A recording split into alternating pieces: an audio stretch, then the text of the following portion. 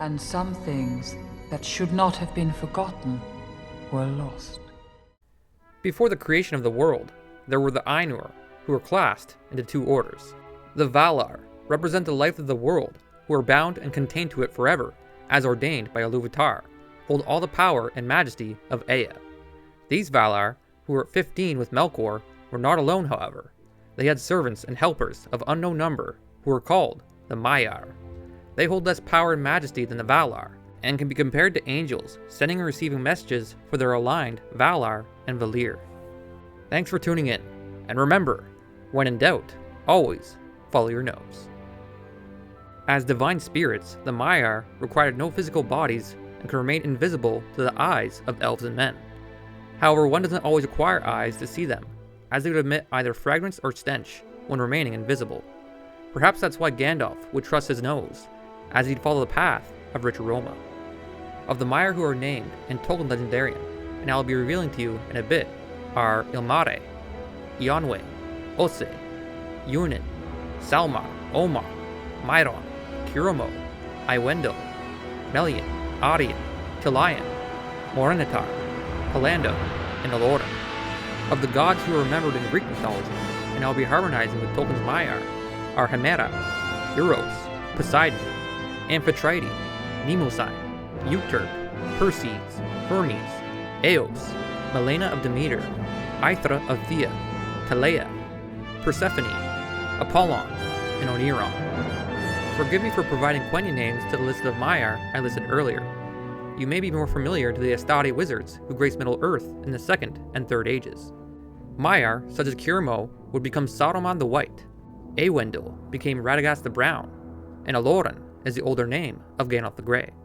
They all contested the imposing will of Mairon, who later became Sauron, the Dark Lord of Mordor. History became legend. Legend became myth. From the Silmarillion and Valaquenta. Chief among the Maiar of Pelennor, whose names are remembered in the histories of the Elder Days, are Eönwë, the handmaid of Varda. Her name can mean starlight fairness, and so it can be theorized she is the countless stars Varda Elantari placed in Ea, while Varda remains the energy that created them. Phonetically and linguistically, Ilmarë is remembered as Hêmera, the primordial sky goddess of the day. From the Greek lyric 5, Anonymous, fragment 1010. The far-shining and brutal face of horse-driving Hêmera. From the Hesiod she is born from the darkness of Erebus and Nyx, along with her brother, Aithrê.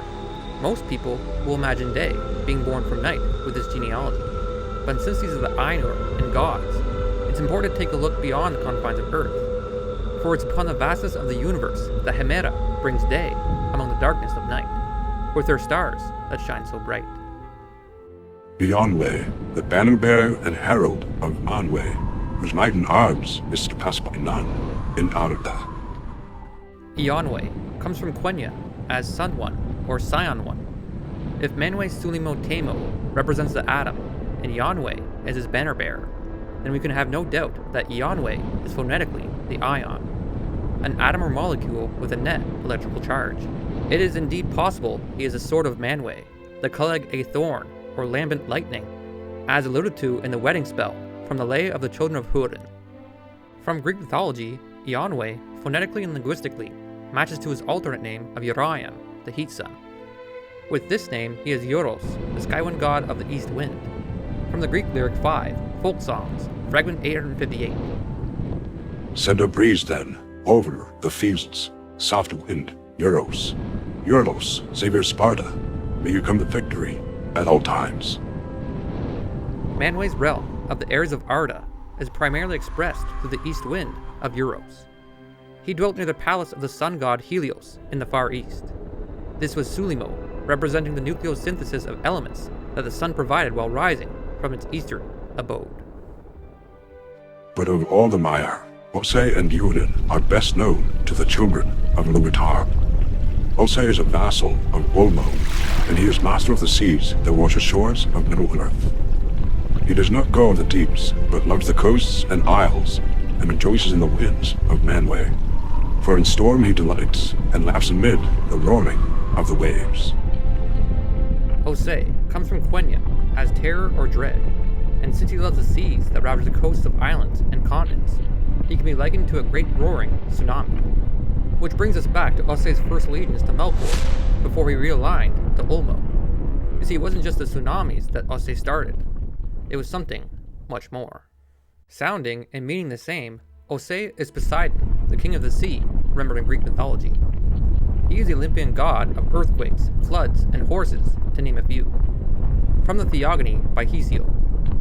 And of Amphitritê, and the loud-roaring earth-shaker Poseidon, was born great, wide-roaming Triton, and he owns the depths of the sea, living with his dear mother, and a lord his father, in their golden house, an awful god. You see, Poseidon roughly translates to ruler of the earth in Proto-Indo-European, and not just the sea to which he loves. These are his earthquakes, the seismic waves which are essentially sound waves traveling through the earth. And there you have Ossë and Poseidon's mysterious first true calling before his allegiance to Melkor, and that is sound. His spouse is Uinen, the Lady of the Seas, whose hair lies spread through all waters under sky. All creatures she loves that live in the salt streams, and all weeds that roam there. To her manners cry, for she can lay calm upon the waves, restrain the wildness of Ossë. The Númenóreans lived long in her protection, and held her in reverence equal to the Valar. Uinen can come from Quenya to mean everwater or wave water. Similar to how we deduced Ossë, Poseidon's realm in nature, we have to go deeper into the meaning of water. Deeper, so much so we evaluate it at the molecular level, H2O. And there you have Uinen's nature, oxygen, as she was alternatively called Onen or Owen, which both sound like oxygen, if you ask me. Or does a great oxidation event that happened 2 billion years in the past not resonate with Uinen bringing Ossë back into the allegiance of Ulmo? Uinen has no names that sound the same as Amphitritê, but if we take a look at Amphitrité's alternate names, we find one, and that is in Halosydnê, which means sea waves or seawater in ancient Greek. She is the Nereid goddess of the sea, fish, and shellfish. From the Pseudo-Apollodorus, Bibliotheca 1.28. Poseidon married Amphitritê and had his children, Triton and Rhode. Their marriage echoes the marriage of Ossë and Uinen. Furthermore, Amphitritê was known as Salacia in Roman mythology, and this name can be traced to Uinen's alternate name in Salore, which means surf, surge, wave break, and coast. Truly, she tamed Ossë's dreadful sounds and calmed the waves that he broke onto the coastlands, the ebb and flow. From the Silmarillion, Chapter 1, of the Beginning of Days. The Teleri learned much of Ulmo, and for this reason, the music has both sadness and enchantment. Salmar came with them to Arada, he who made the horns of Ulmo, that none may ever forget who once has heard them. Salmar is known from Quenya as lyre dwelling or harp dwelling. To what end does a horn or harp make the Teleri and many elves who hear it never forget it? Have you picked up a shell and held it up to your ear? It made you remember the waves of the ocean, right? Well, therein lies the nature of Salmar, remembrance. That lyre or harp is remembering the music of the Ainur, a simple yet fascinating Maya to remember. Salmar is remembered in Greek mythology as Mnemosyne, the Titan goddess of memory, who was the inventress of language and words. From the Theogony by Hesiod. And again, King Zeus, after lying with the meter, loved Mnemosyne with the beautiful hair, and of her the 9 gold-crowned Muses were born. Investigating further into the names of Salmar, he is also called Goldriel, in Gnomish meaning Noldorn Garlanded. There is only one god who blows the horns and conch shells of the sea, and that is Triton, the son of Poseidon and Amphitritê. Ironically enough, his name means of the third in ancient Greek. The Teleri sea elves are remembered as the third of the elf clans to take on the great journey to Valinor. Remarkable how it all comes together. From the Book of Lost Tales, Part 1 and Chapter 3 of the Coming of the Valar. There sang Amilo joyously to his grave. Amilo, who was named Omar, whose voice is the best of all voices, who knoweth all songs and all speeches, but whiles if he sang not to his brother's harp, then would be as trilling in the gardens of Orome, when after a time the Eönwë, little maiden, danced about its woods. Ómar in Quenya means vowels or voice dwelling.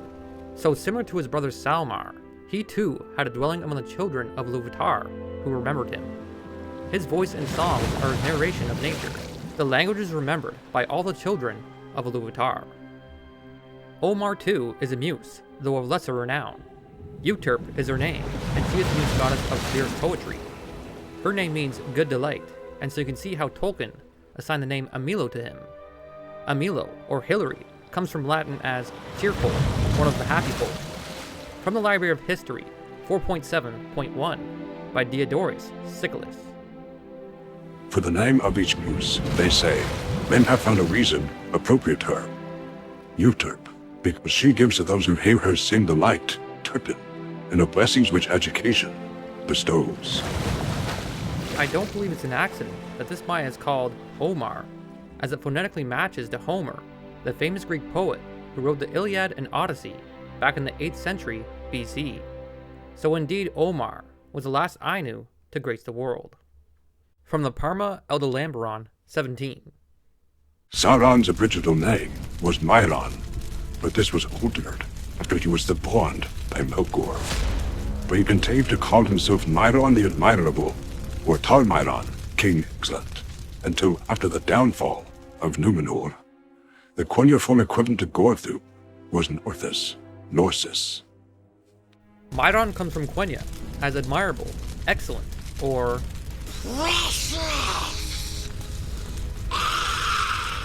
before Sauron's downfall and service to Morgoth, he served Aithrê the Smith. He hated confusion and chaos, and so loved order, planning, and coordination instead. How can something in nature, being related to the solid state of matter that Aithrê is, be so good and evil in the elder days? Well, since Eönwë is Manwë's banner bearer, and he represents the ions of atoms, it's a fascinating theory to apply radiation to Mairon's Sauron in service to Melkor. While you might be familiar with Perseus, the legendary founder of the Perseid dynasty and hero in the Clash of the Titans, I'll be connecting Mairon to Persês, the older Titan god of destruction. From the Theogony by Hesiod. And Eurybia, bright goddess, was joined in love to Creos, and bare great Astraeus, and Pallas, and Persês, who was preeminent among all men in wisdom. For Mairon also means make in an artistic sense. It usually, but not necessarily, implied a poet, as mentioned back in the Parma Eldalamberon 17. Scientifically speaking, since Persês Partho meant sack, ravage, or destroy in ancient Greek, and Persês Persia Parso meant pious or devout, it can be theorized the lands of Persia are desert because of the solar radiation of the sun.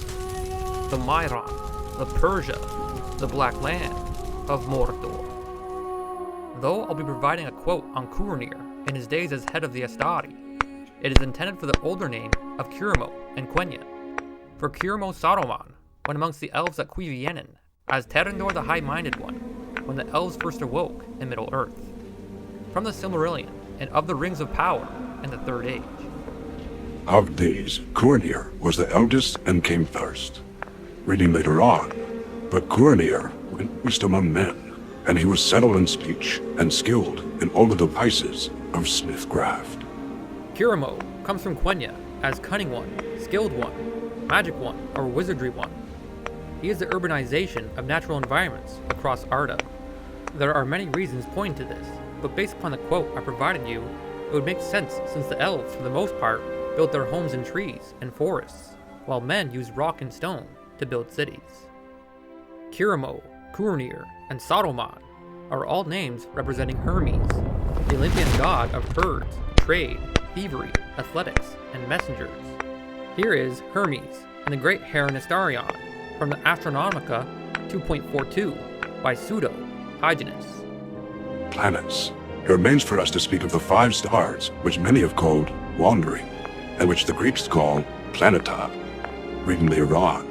This 5th star is Mercurius's Hermês, named Stilbon. Associated with silver white, Mercury, Hermês, is a perfect representation of Saruman the White. Furthermore, attributing to Hermês' association with stone is its etymology. Hermês comes from ancient Greek as stone heap. No one has quite figured out why, but the answer is quite mesmerizing when you take a step back. He is the stone heap of the world. Anywhere there is rock, it is him, and he helped build civilization for the elves and men. Radagast was a friend of all beasts and birds. Similar to Terendor, later called Saruman, Radagast was called Hravendil by the elves in Cuiviénen, and on their great journey to Valinor. Hravendil comes from Quenya as wild beast friend. Another name he is known by is Aiwendil, meaning bird lover or bird friend. While his later name, Radagast, comes from Eotheod Old English as red-brown spirit or red-brown fire. He finds allegiance to Yavanna and contributes to the animal life upon Arda. Finding out the nature of Radagast, however, is quite tricky, but starts to make sense when I reveal his Greek god equivalent. Aiwendil is Eôs, the sky goddess of the dawn. Why else would Aiwendil be given the title Changer of Hues? From the Bibliotheca 1.9 by Pseudo Apollodorus. Eos, Dawn, and Astraeos were parents of Eönwë, winds, and Astra, stars. This is where Saruman was forced to bring Radagast with him, as this Astraeos character is Terendor, and Eôs the Dawn is Aiwendil. Radagast's name is the alternate name of Eôs, where she is called Rhodopacus, which means rosy-fingered or rosy-armed. With the rosy sky, Radagast gets his brown association. Finally, to connect the dawn with the wild beasts and birds that span the earth, Radagast is the circadian rhythms of wildlife that wake up to the dawn. Since he is the bird tamer, as called by Saruman, it makes even more sense since the early bird gets the worm. It's the circadian rhythm of birds to wake up at dawn and begin their days. Melyanna was the name of a Maiar who served both Varna and Aithrê. She dwelt long in Lorien, tending the trees that flower in the gardens of Curumo. Ere she came to Middle-earth, nightingales sang about her wherever she went. Melyanna is known from Quenya as Dear Gift and is akin to Yavanna. She was chosen as the only woman and leader of the 5 guardians at Cuiviénen, where the elves awoke in Middle-earth. Since Yavanna represented the living systems and biosphere of Earth, Melyanna would be the instrument in which she achieved this, as it is from RNA, the first molecule on Earth, to self-replicate and begin the process of evolution that led to more advanced forms of life. Not only that, but her Maya DNA was mixed with Ilúth-Ngol, the elven lord of Beleriand, an ancient ancestor of many renowned elves and half-elves in Tolkien Legendarium. Melyanna is so akin to Yavanna, she finds herself represented as an epithet of Dêmêtêr, the Olympian-Goddess of grain, red, and agriculture. Melaina is her epithet and comes from ancient Greek meaning black, dark-skinned, since it is the molecule of melanin that causes black skin.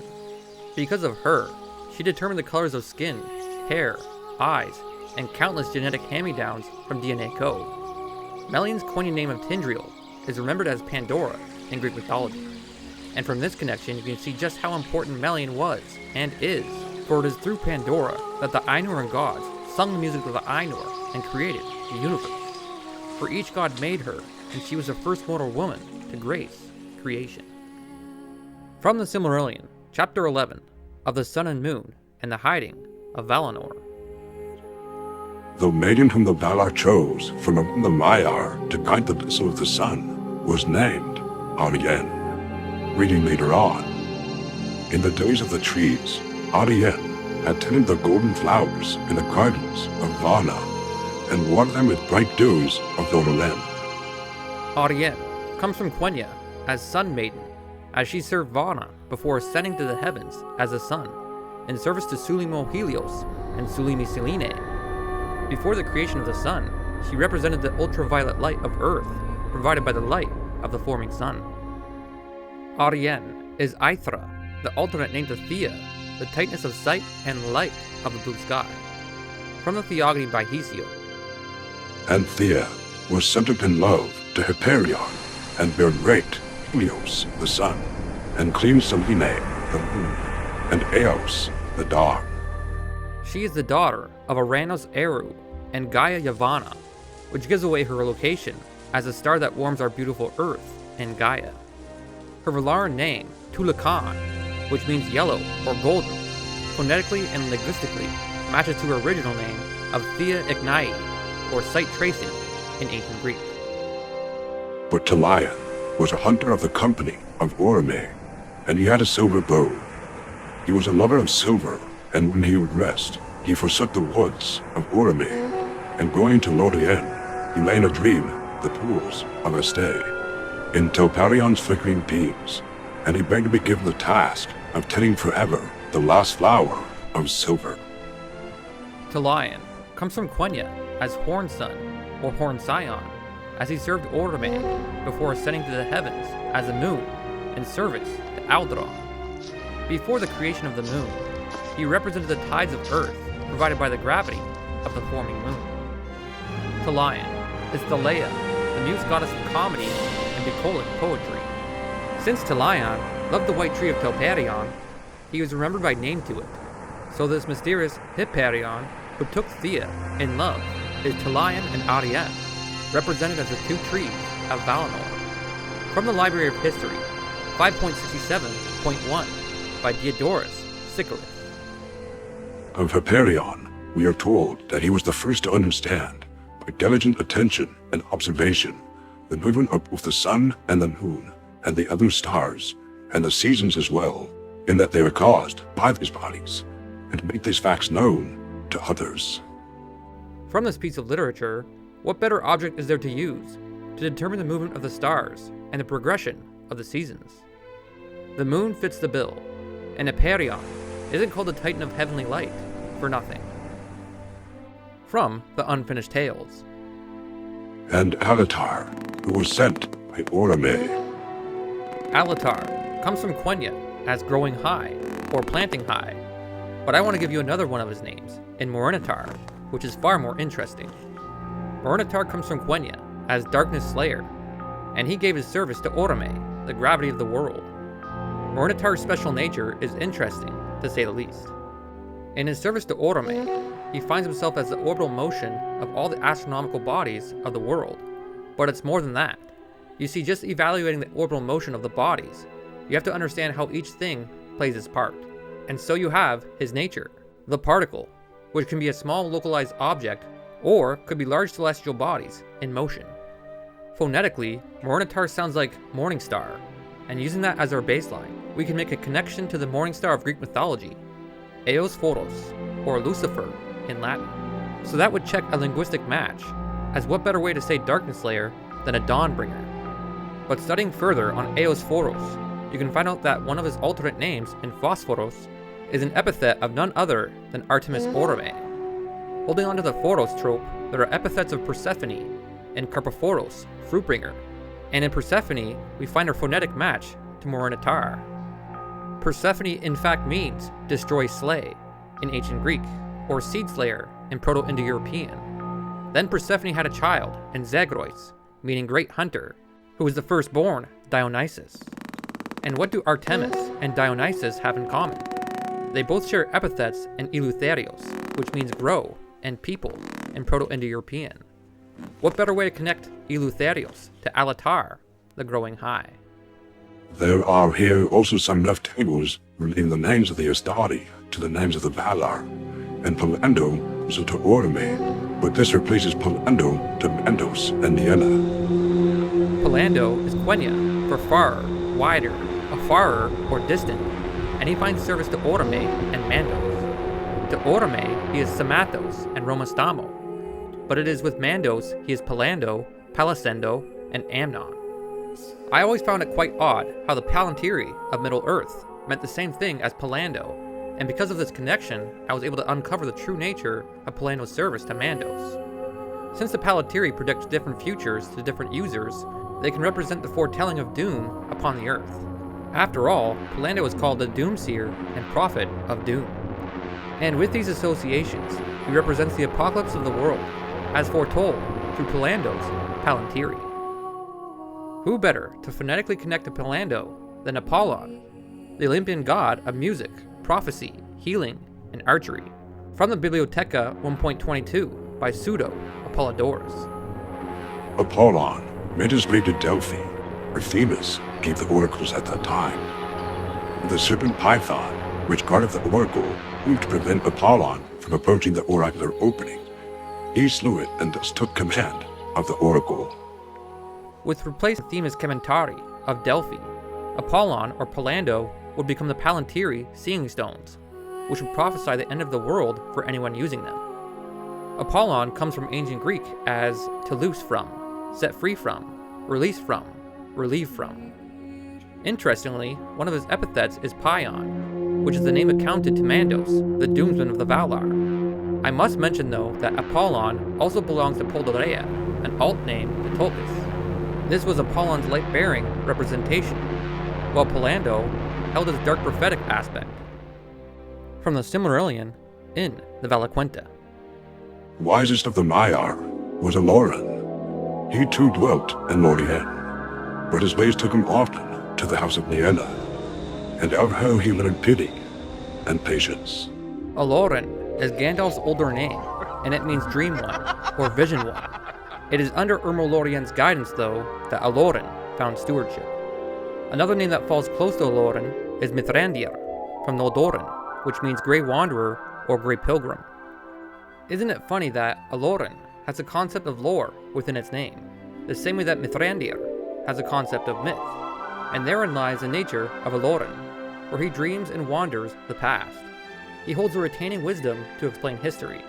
He is the learning of science and past cultures that inhabited the earth, and how they interpreted past events to occur upon the world. The ability to pass on knowledge and use it to teach oncoming generations of the children of Ilúvatar. Since Eloren dwelt in Lorien, the land of dreams, who better to connect to him than Oniron, the god or gods of dreams, who are the children of Hypnos, Lorien. From the Iliad by Homer. So Zeus spoke, and Oneros, dream, listened to his word and descended. Lightly he came down, beside the swift ships of the Achaeans, and came to Agamemnon. Oniron comes from ancient Greek as district of dreams. Yes, the Oniron are multiple, and in a way, it would make sense since there are multiple myths and lore to describe past events. The leader of the Oniroi is Morpheus, a god who appeared in the dreams of kings in the guise of a man bearing messages from the gods. Who else, other than Gandalf the Grey, counseled the kings of Middle-earth in the Third Age? To wrap his Morpheus association with a nice bow, he can be found in Valarin as Ibri, which means silver. That is Ibri Nidil Pathenazel, which is the name of the silver tree of Toperion in Valarin. And so that's the Quenta of the Maiar and gods of Greek mythology. As the Valar held the stars aloft, filled the seas so deep, and moved the mountains of earth, it was the Maiar that helped them in their vision for Eru. From noble Manwë and majestic Varda, there is Ilmarë Hêmera and Eönwë Euros. From mighty Ulmo, there is Ossë Poseidôn, Uinen Halosydnê, Salmar Mnama, and Ómar Euterpê. From crafty Aulë and joyful Yavanna, there is Mairon Persês, Curumo Hermês, Aiwendil Eôs, and Melian Melaina. From lawful Namo, there is Pallando Apollôn. From forceful Orome and blooming Vana, there is Morinehtar Persephonê, Tilion Thaleia, and Arien, Aithrê. And from dreaming Lorien, there is Eloren, Oniron.